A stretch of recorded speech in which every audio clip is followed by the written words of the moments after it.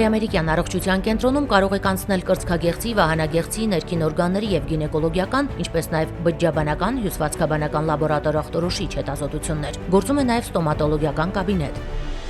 Կենտրոնում իրականացվում են մամոգրաֆիկ, միջուկամագնիսային ռեզոնանսային, համակարգչային տոմոգրաֆիկ, ռենտգենաբանական հետազոտություններ, ինչպես նաեւ վիրահատական միջամտություններ։ Դուք կարող եք ստուգել նաեւ ձեր ոսկրերի խտությունը։ Ուշադրություն, կենտրոն կարող եք դիմել աղեստամոքսային խնդիրների դեպքում, իսկ սպասելն այստեղ հաճելի եւ աննկատ է անցնում։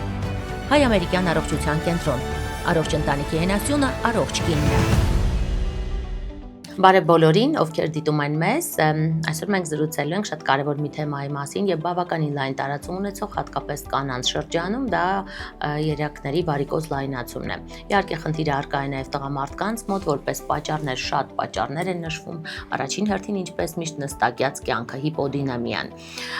Թե ինչ ուրիշ պատճառներ կան եւ առհասարակ այս հիվանդությունը ինչպես է զարգանում, ինչպիսի ընթացք ունի եւ ինչպես կարելի է վերացնել, ես զրուցելու եմ Եկել Իզմիրլյան բժշկական կենտրոնի անօթաբան Սերոբ Անանիկյանի հետ։ Բարև բժիշկ։ Բարև ձեզ։ Շնորհակալ եմ, որ ձեր ժամանակը մեզ եք հատկացրել։ Բժիշկ, եւ այսպես երակների վարիկոզ լայնացում, նախընտրեմ ներկայացրեք, թե ինչ հիվանդություն է, ինչպես է առաջանում առհասարակ։ Վարիկոզ հիվանդությունը սկսում է առաջանալ արդեն 18 տարեկան, 15-ից 18 տարեկան ձևավորվում է։ Եթե ունեն նախադրյալներ, առաջի պայմանը դա գենետիկ հատկությունն է։ Եթե գենետիկորեն ինքը նախադրյալները կա, ավելի վաղ շրջանում առաջանում։ Եթե չկա, իրան բերում են արդեն կյանքի ընթացքում։ Կանանց մոտ առաջնահերթ հղիությունն է, իսկ կանանց եւ տղամարդկանց մոտ արդեն քաշը, ավելնորդ քաշի մասն է խոսքը իհարկե, նաեւ ամենակարևոր հանգամանքները աշխատանքային վերումով է, то есть ստատիկ վիճակը, երկար կանգնած, երկար նստակյաց երևույթ։ Նույն դիրքով, այո։ Նույն դիրքով, երկար ժամերով։ Առավել եւս այս մեր իրականության մեջ դա ավելի է արդյական։ Այո, աշխատանքների մեծ մասը նստակյաց կյանք արդեն վարում 8-ից 10 ժամ։ Բժիշկ, ինչ առաջին նշաններ կան, որոնք մենք չենք հասկանում այս հիվանդության զարգացման, առաջացման հետ է կապված, եւ միգուցե այն անտեսելով արդեն հիվանդությունը առաջանում է։ Առաջին նշանները դա կարելի է ասել աստղիկներն են։ Այսինքն մազանոթներ թվացող մազանոթներն են, դրանք գնալով կարող են տարածվել թե քանակով, թե արդեն նկատելիությամբ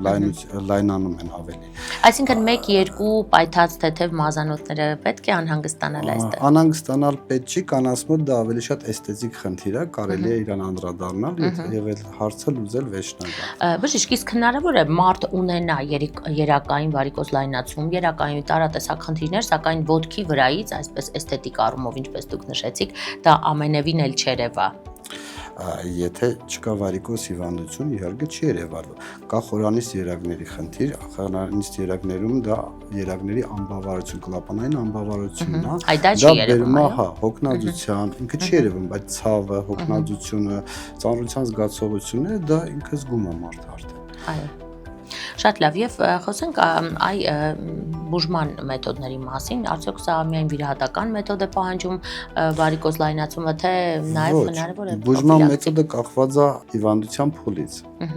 Առաջին փուլում կարելի ասել աստղիկներն են, որը ավելի շատ կոսմետիկ երևույթ է, կոսմետիկ խնդիր է ինքը։ Իրան անդրադառնում ենք հետեւյալ մեթոդով, սկլերոթերապիան է։ Այո։ Առաջնահերթ։ Հաջորդ մեթոդը սկլերոթերապիան է դա եւ լազերային կոագուլյացիաները։ Մակերեսային արտաքին մակերեսի հետ աշխատում։ Այո։ Երկրորդ փուլում դա արդեն կախված է լայնության աստիճանից, դա լազերային թերապիան է, երրորդ փուլը կարելի է։ Սրանք թեթև վիրահատական միջամտություններ են համարվում։ Հա, թեթև են իրանք։ Բաց մեթոդը արդեն նախընտրությունը վիրահատության կախված է մենակ ոչ թե աստիճանից, հիվանդության փուլից, այն նաև իր բարդությունից, այո։ Երրորդ փուլում հնարավոր է լազերային կոագուլյացիա։ Մեթոդը ավելի շատ որոշում է բժիշկը։ այդ փուլում նախընտրությունը որ մեթոդին տալ, այո։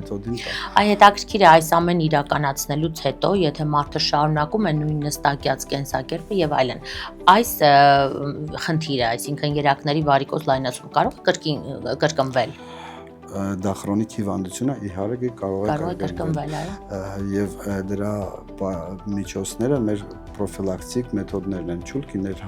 բարբերաբար պրոֆիլակտիկ չուլկիներ, որը դուք խորտ եք տալիս, այո, ձեռք բերել դեղատներից, իհարկե, դա եւ ամբողջ տարին պետք է կրել այն։ Ոչ, բարբերաբար, երբ որ շատ ծանրաբեռնված առնում, ամբողջ տարին իհարկե ոտքերը կսովորի դրան, դա արդեն ճիշտ չի։ Ժամանակ այո։ Պարտադիր պետքա կրել։ Երկար ճանապարհորդության ժամանակ, թռիչքների ժամանակ, դա շատ կարևոր հանգամանք է։ Իսկ մարզվելիս իհարկե ոչ։ Իհարկե ոչ, այո։ Քայլելիս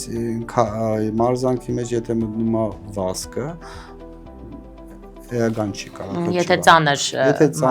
մարզաձևը անհրաժեշտ է հագնել։ Այո, բժիշկ, եւ վիրահատությունը արդյոք հետաքրքիր մեկ ընդմիշտ այս խնդիրը լուծում է։ Նայած դեպքերում։ Տեսեք, կա բաց վիրահատություն եւ մեր ասած լազերային կոագուլյացիան։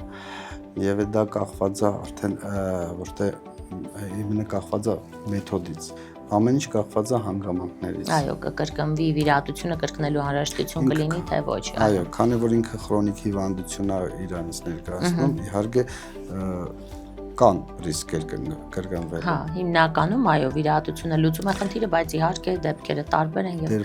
կրկնվելու հավանականությունը ամեն դեպքում անխուսափելի է։ Եվ վերջապես դա նաեւ կախված է հիվանդության բարդության աստիճանից։ Ահա, որ երբ են դիմել նաեւ, այո։ Այս շատ են նշում, ծխելը վնասում է անոթները եւ այլն։ Մի քիչ տարօրինակ է թվում, որ այն բայց փաստորեն սա իսկապես վնասող, նպաստող գործոններից է, այո։ Այո, իհարկե ծխելը վնասա ավելի շատ զարգերագային խնդիրների ժամանակ, այո։ Պետք է իսպառ վերացնել էր։ Կատեգորիկ չի կարելի։ Բժիշկ, եւ ուզում եմ նաեւ հարցնել, թե արդյոք երակային համակարգ առհասարակ մենք պետք է տարին մեկ անգամ պրոֆիլակտիկ ստուգենք, ինչպես ստուգում ենք այլ օրգան համակարգեր։ Ցանկալի է։ Անօթաբանին չէ, որ դիմում են միշտ խնդրի դեպքում, չէ, այդպես է։ Այո, բարդադիր չի, ցանկալի է։ Ավելի շատ պետքա ուշադրություն դարձնել հիմա ինչից են վախենում մարդիկ, ասում են տրոմբ չառաջանա, չէ։ Տրոմբը ինքը ունի սիմպտոմներ, որը շատ հեշտ ի հայտ են գալիս, եթե խորանից երակների տրամբոզ չի։ Այ ենթամաշկային վարիկոզ երակներն ինքը կարմրում է մաշկը, կոշտանում է, ցավոտ է լինում։ Այդ դեպքում ինքը միանգամից պացիենտը կարող է դիմել։ Իսկ ամեն անգամ տարի մի անգամ որ կրկնվի դուպլեքս հետազոտություն անել, անհրաժեշտությունը չկա, այո, եթե խնդիր չկա։ Բժիշկ, եւ շատերը պարզապես իմանալով որ ունեն երակների վարիկոզ լայնացում, անտեսում են այս խնդիրը, այնինչ այն ունի վատ հետևանքները, բարդացումները, խնդրեմ ներկայացրեք, որոնք են դրանք, որպեսզի հեռուստադիտողը հասկանա այս խնդիրը չպետք է անտեսել։ Իհարկե չպետք է անտեսել, քանի որ ունի լուրջ բարդություններ, դա առաջինը տրոմբն է, տրոմբոֆլեբիտն է, որը կարող բարդանա տրոմբոեմբոլիկ բարդություններ տա։ Եվ տրոֆիկ խոցերն են, մաշկի գույնի փոփոխություն եւ վերքեր։ Տրոֆիկ վերքերի մասին է խոսքը, որը շատ ցավոտ է։ Իհարկե, եթե դա վիրահատում ենք մենք, ստանում ենք շատ լավ ռեզուլտատ, վերքը փակվում է, մարդը գնում է, բայց արժի դրան հասնել եւ մաշկի փոփոխության չպետք է թողնել իհարկե այսքան խորը։ Եւ ավելի վաղ փուլում այս պատկերը չէր լինի։ Չէր լինի։ Ավելի նորից կրկնվեմ, տրոմբը ամենամեծ բարդությունն է, որը կյանքի վտանգ է։ Եվ որը առաջանում է հենց անտեսման հետևանքով։ Այո։ Բժիշկ, ինչ նոր էֆեկտիվ մեթոդներ կնշեք երակների վարիկոզ լայնացման դեպքում, որը եւ շատ կարճատև է ժամանակի առումով լուծում խնդիրը եւ նաեւ էֆեկտիվությունն է ավելի երկարատև ու բարձր։ Դա լազերային կոագուլյացիան է, որը իրանից ներկայացնում է գրեթե մի ժամ տևողության վիրահատությունը իրան եւ ամենակարևոր պայմանը ոչ սպինալ եւ էպիդուրալ անազգայացման տակ, այդ տեղային անազգայացման տակ արվում մի անգամից հիվանդը մի երկու ժամ մնում է պալատում եւ գնում է տուն։ Այդ ամենակարճ եւ ամենա նորագույն մեթոդն է, այո, եւ անցավ մեթոդ։ Շնորհակալ եմ բժիշկ, կարծում եմ բոլոր նրանք, ովքեր այս խնդիր ունեն, իսկ այդպիսիք շատ են, վստահ են, որ ստացան իրենց պատասխանները։ Ես եմ շնորհակալ։ Հարգելի հեռուստադիտող, շնորհակալ եմ նաև ձեզ ուշադրության համար, դե ինչ, անոթային խնդիրները նույնպես շատ կարևոր են եւ չպետք է անտեսել, այստեղից առաջանում են տարբեր խնդիրներ եւ այս խնդիրը իսկապես կարող է այնքան կորանալ, որ պարզապես ձեր կյանքի որակի վրա բավականին մեծ ազդեցություն ունենա։ Երակների վարիկոզ լայնացման մասին ես զրուցել եմ եկել Իզմիրլյան բժշկական կենտրոնի անոթաբան Սերոբ Անանիկյանի հետ։ Այսքան այսօրվա համար, ինչպես միշտ հորդորում եմ, հետևել ամենակարևորին ձեր առողջությանը, իսկ մենք կհանդիպենք։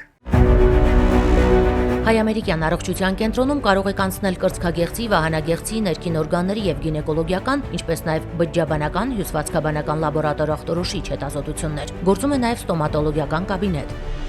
Կենտրոնում իրականացվում են մամոգրաֆիկ, միջուկամագնիսային ռեզոնանսային, համակարգչային տոմոգրաֆիկ, ռենտգենաբանական հետազոտություններ, ինչպես նաեւ վիրահատական միջամտություններ։ Դուք կարող եք ստուգել նաեւ ձեր ոսկրերի խտությունը։ Ուշադրություն, կենտրոն կարող եք դիմել աղեստամոքսային խնդիրների դեպքում, իսկ սպասելն այստեղ հաճելի եւ աննկատ է անցնում։ Հայ-ամերիկյան առողջության կենտրոն։ Առողջ ընտանիքի հենասյունը, առողջ կինն է։